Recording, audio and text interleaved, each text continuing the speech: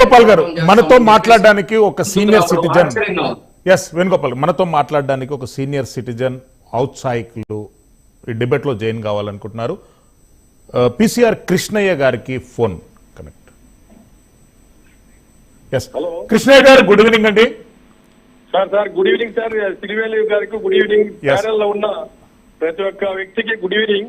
అలాగే ఏం చెప్పాలనుకుంటారా డైరెక్ట్ వెళ్ళండి సబ్జెక్ట్ లో ప్లీజ్ కృష్ణయ్య గారు. సార్ ఇది ఏం లేదు సార్, మా బాధ అంతా ఏమిటంటే శ్రీలక్ష్మి వచ్చి ఆమె సివిల్ సర్వీస్ లో ఇండియా ఫస్ట్.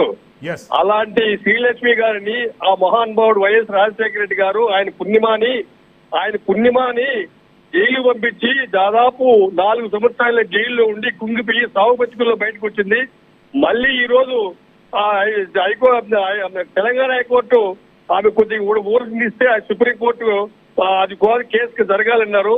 ఈ పాపమంతా ఆమె ఎంతైతే అనుభవిస్తుందో ఆ పాపమంతా వైఎస్ రాజశేఖర కుటుంబం తగలాలని ఆ భగవంతుడు ఆ వైఎస్ రాజశేఖర రెడ్డికి ఈ పాపమంతా తగలాలని నేను కోరుకుంటున్నాను సార్. ఇప్పుడు మళ్ళీ జగన్ ఆ రోజు రాజశేఖర రెడ్డి పిల్లలు గాలి జనార్దన్ రెడ్డి చాలా మంది జైలు మీద గాలి జనార్దన్ రెడ్డి ఆ బార్డర్ కర్ణాటక ఆంధ్ర బార్డర్ కూల్చేశాడు అతను.